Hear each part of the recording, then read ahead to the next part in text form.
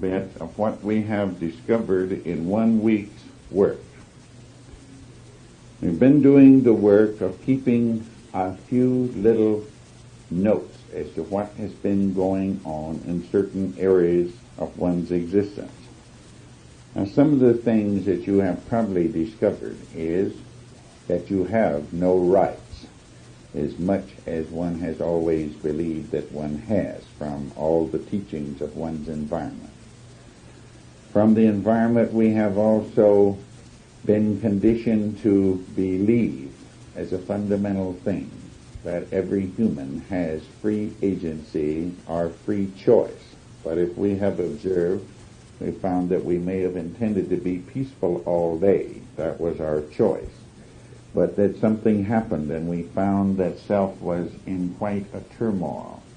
One may have decided not to lose one's temper. That was one's choice.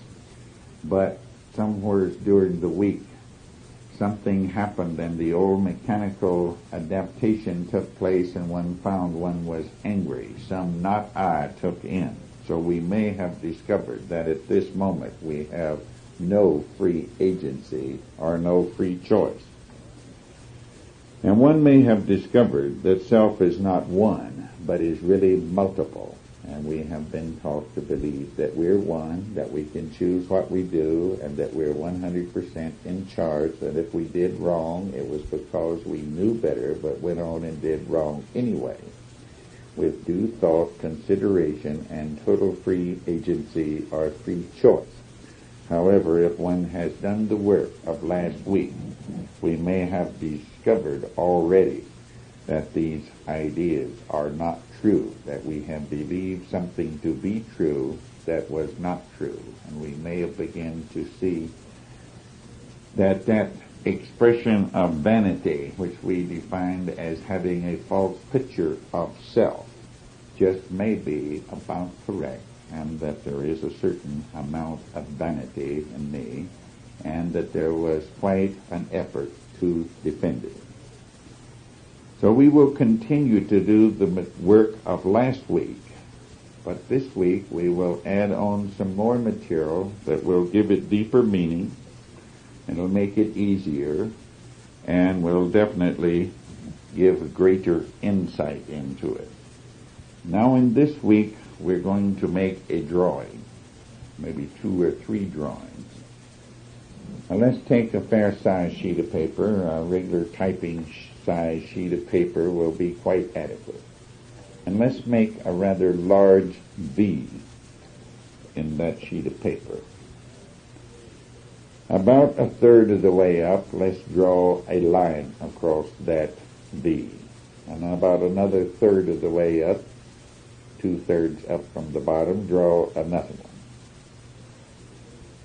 And from the very point of it, put a little arrow going outward. Now what we are starting to do is draw a picture of man as he is designed.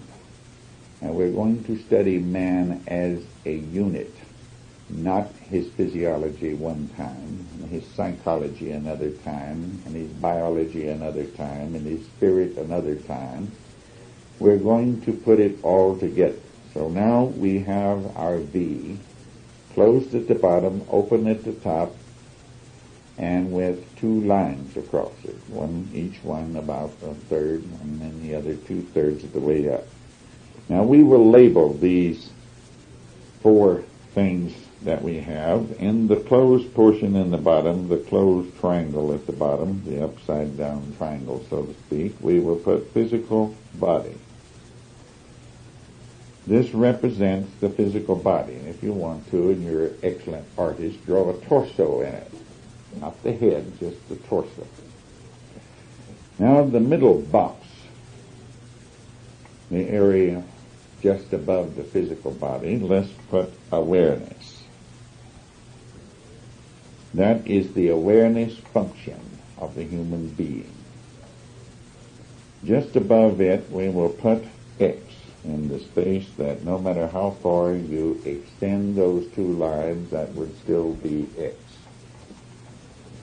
It is the unlimited aspect of mind. The awareness is limited and the physical body is limited. Now from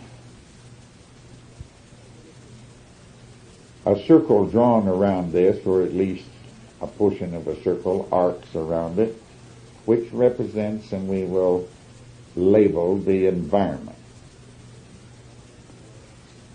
Now let's draw a line, a dotted line from the environment into awareness.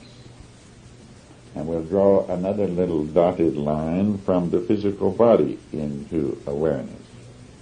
So there's two arrows coming into the awareness. One from the environment and one from the physical body. Both of these will be labeled. The one coming from the environment, we will write impressions on it. The one coming from the body, we will write sensations. Now, all of them are really sensations because they do go through the body to get to the impressions, but certain ideologies we form from the environment without necessarily having a sense of it first. But we will not make a technical point, but there is impressions and sensations constantly impinging upon the awareness. Now, the awareness has two basic functions.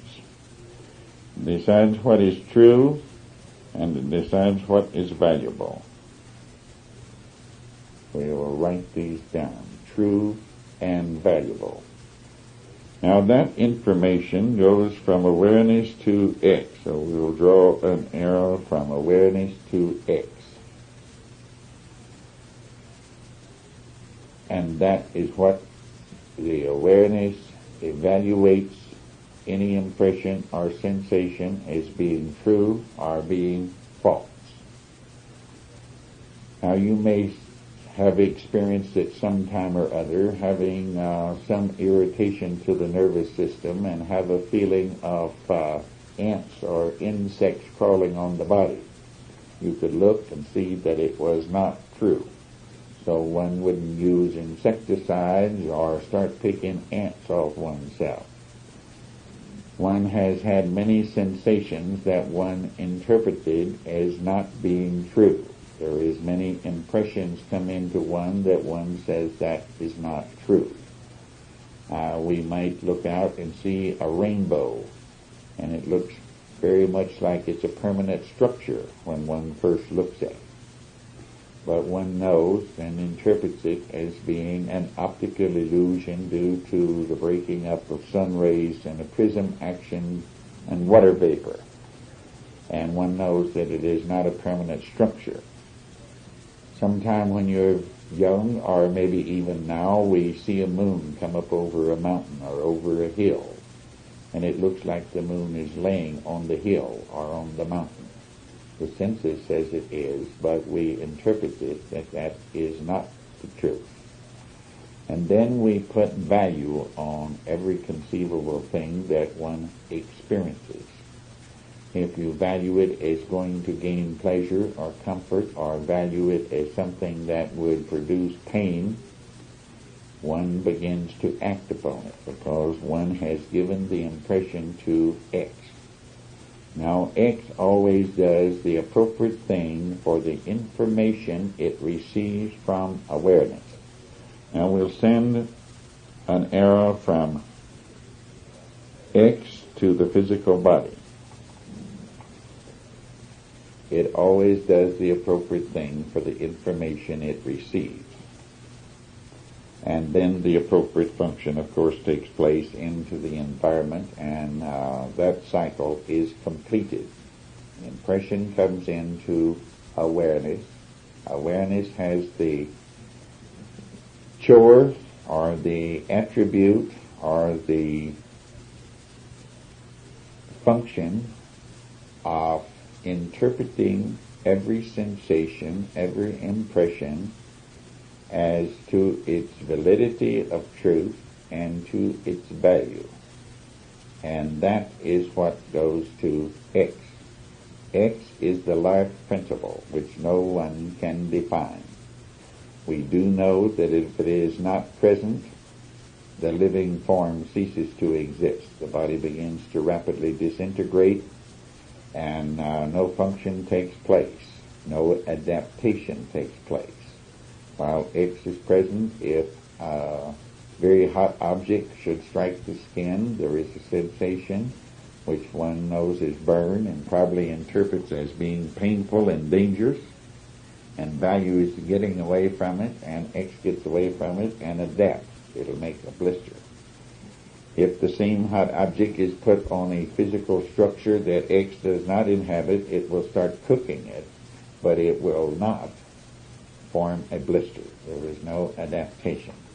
At a later date, we will take up some further study on the nature and the way X operates. At the meantime, let's leave it without further theories or ideologies. We will try to observe what it does, but we will not attribute it any attribute other than it always does the appropriate thing for the information received. Now let's draw another V, very similar to the one we have just drawn, and we'll label this one different to give us a parallel, something that we can understand by parallel in our everyday existence. And this one, instead of the physical body, let's put troops. And in awareness, let's put intelligence core. And instead of X, let's put wise general. Now, the intelligence core receives information from the environment, and it receives information from the troops. It is well aware of what's going on in the troops, the morale, the scuttlebutt, as it's called, the gossip, the various things that the troops are doing. And it is also aware of the information of what's going on in the environment. Now, it does not tell the wise general what to do, but it does relate what it considers to be true as it sees it, the intelligence core, and that it also puts value or priorities on what information goes. If it feels that it is totally immaterial, puts no value on it, it is not reported. If it is valued, it is reported immediately, and the wise general, of course, gives the orders down through his chain of command, and the troops carry out his orders. And this aids in the survival and the advancement, or other words, the purpose of this organism called an army. It has a general, it has all his lines of command, but he depends for his information on the intelligence corps. And the function, of course, is to advance and survive for the army. Now let's draw this same drawing again with the same attributes in it, the same three divisions and the function.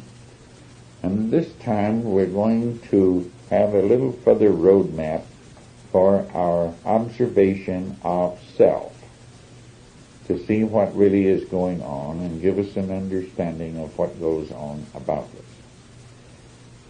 We said in our first discussion that when a person had a fundamental purpose of living, that was a basic programming, and that the person then reacted always from that basic programming or basic ideology of what is the purpose of living. Now, in about the center of the line just above the physical body and inside the awareness, let's make a half circle, and we'll color it dark black. If you're using black ink or blue ink, but cover it over. Now, this is man's fundamental purpose of living. It was probably made in the process of being born.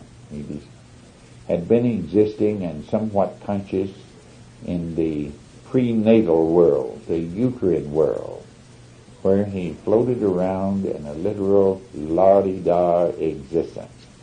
There was no challenges. There wasn't any sudden loud sounds because they were all muffled through the many layers of soft tissue and water that surrounded the child. He wasn't subject to sudden changes in temperature. Even if the mother's temperature went up and down a degree or two, it was very small. There wasn't any drafts. There wasn't anything. He was never hungry because his food was supplied to him before he could be hungry.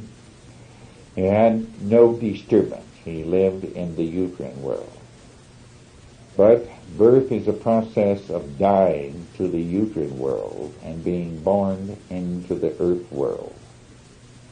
Now, being born into the earth world, which is an entirely different world, nothing of which he was acquainted with at the moment, everything was strange. There was all kinds of unusual sensations, sudden changes in temperature, sudden blows, maybe an irritation in his eyes from having silver nitrate put in his eyes, being restricted by clothing being put on him, and any number of other sudden unusual situations. So the infant, with feeling, of course not with words, and we will put a words on his feeling, comes to a very basic fundamental idea as to the purpose of living. He decides something like this: the purpose of living is to regain the non-disturbed state by gaining and by escaping. And so we will put down below the basic idea: gain on one side and escape on the other, and let's see if we can find what each of us started in this world trying to gain and trying to escape in order to gain the non-disturbed state. First, we want to gain comfort or pleasure. That is sensations we like. Another person may not like the same thing that is comfortable or pleasurable to one, but it's whatever is comfortable and pleasurable to the individual, whatever sensations one can gain. And one wants to escape any sensation one calls painful. Now this, you might say, is the ideal that has been set up, is to regain and have permanently in existence the non-disturbed state by gaining pleasure and comfort on all levels and escaping pain. Now very quickly, the infant decides on a course of self-improvement. So let's draw a circle inside the awareness, and on the right side of it we'll put it, right side, my right hand, what's in front of me, really the left side of this one if it has a face. We'll draw a circle and put a 1 in it. Now this is the first idea, that the infant had to improve his situation to gain more pleasure and more comfort, and especially to escape pain. This is another decision, another not I. It decides that the whole way to gain pleasure and escape pain at this stage of the game is something like this: it is important to have my way now, and the way to get it is to complain. Now our little one starts by complaining, by crying. Now most of us may at times still use crying when we are really not getting our way, but mostly we have found more sophisticated methods of complaining. So we will make us a sheet of paper and head it, My Ways of Complaining. And we will keep track this week of the ways we complain.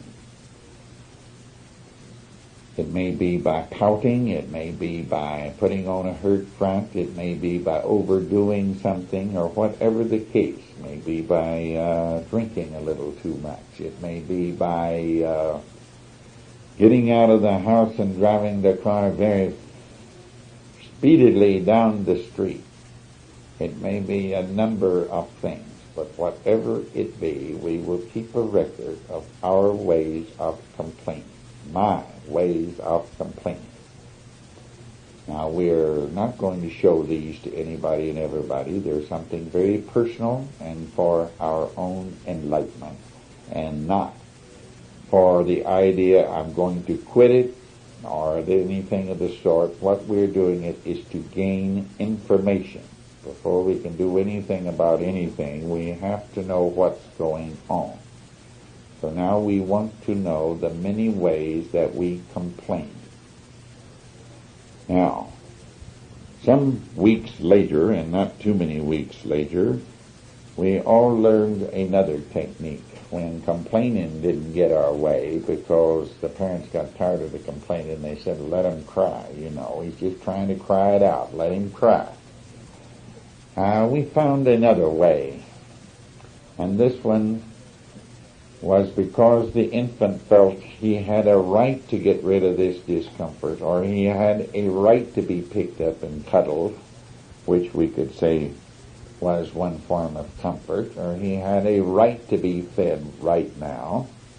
And of course he began to stick up for his rights, and in this the baby of course could only cry, hold his breath, get blue in the face, and a number of other little tricks that the infant learns, and very quickly his mother learns that he's just mad or she's just mad and doesn't exactly get carried away with taking care of him.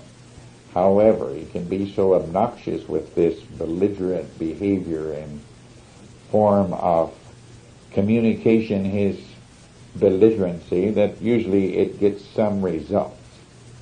So we'll have another sheet of paper, and at the top of it we will write how I stick up for my rights. Now, I has quotation marks around it, and my has quotation marks around it. How I stick up for my rights. And we will record this, and we will keep a little running diary, so to speak, a little running log of how I complain and how I stick up for my rights.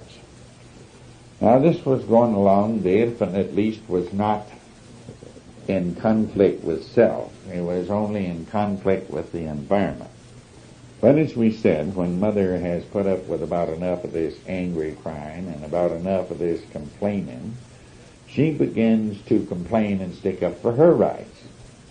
So she insists that the young one makes another fundamental effort at self-improvement. Most self-improvement's getting other selves to improve so that I won't be disturbed. So for number 3, let's put just opposite on the other wall of the awareness from sticking up for rights, and we will put a 3 on that. Now, mother, by her efforts, is convincing by suggestion, possibly physical suggestion, and by producing pleasure and pain and various other sensations in our young one, that this person must make another effort at self-improvement.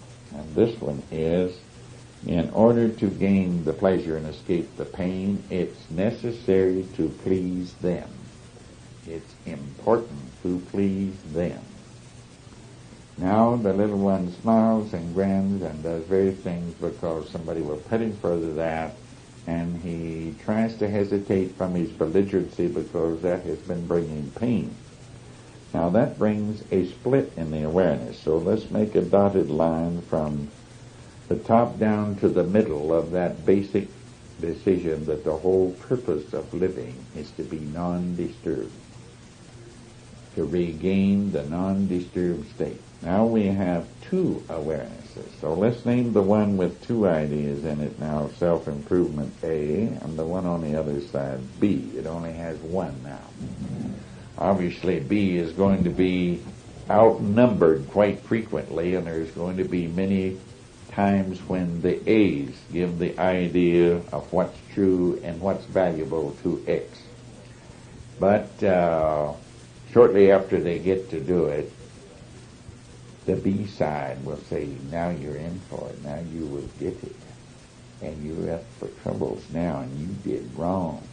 And the person begins to feel that basic emotion that was never intended for man, that man is not equipped to handle. He begins to feel guilt.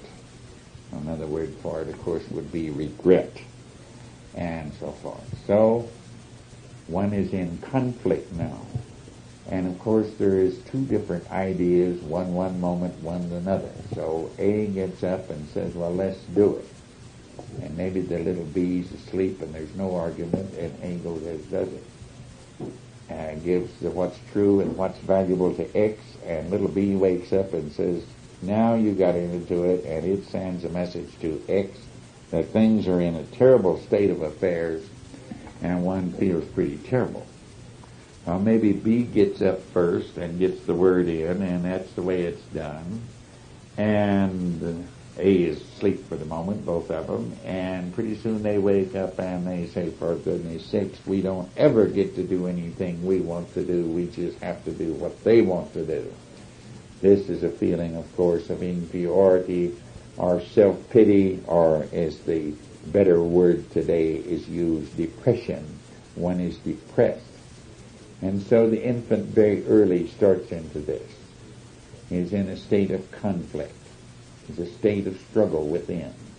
He's trying to find a way where there is oneness. So we start very early in life trying to find one. Now, a little bit later, one is brought into contact with various people in the environment.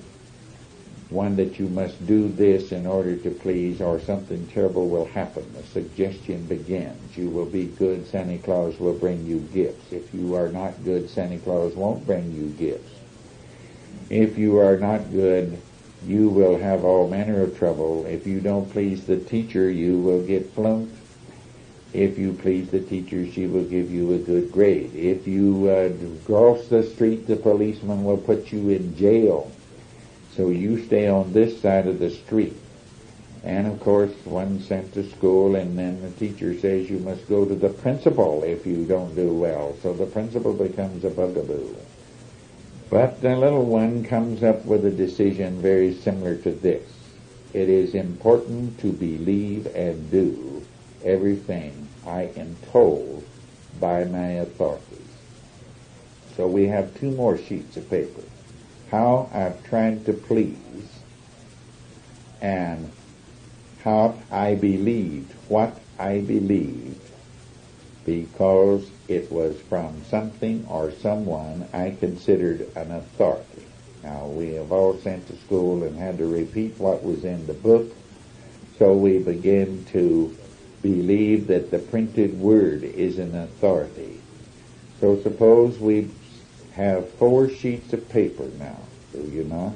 One that says how I complain, one how I stick up for rights, one how I try to please, and another one that's why I believe this or that or the other. And that will keep us pretty busy this week, along with what we did the first week, observing those. Have fun.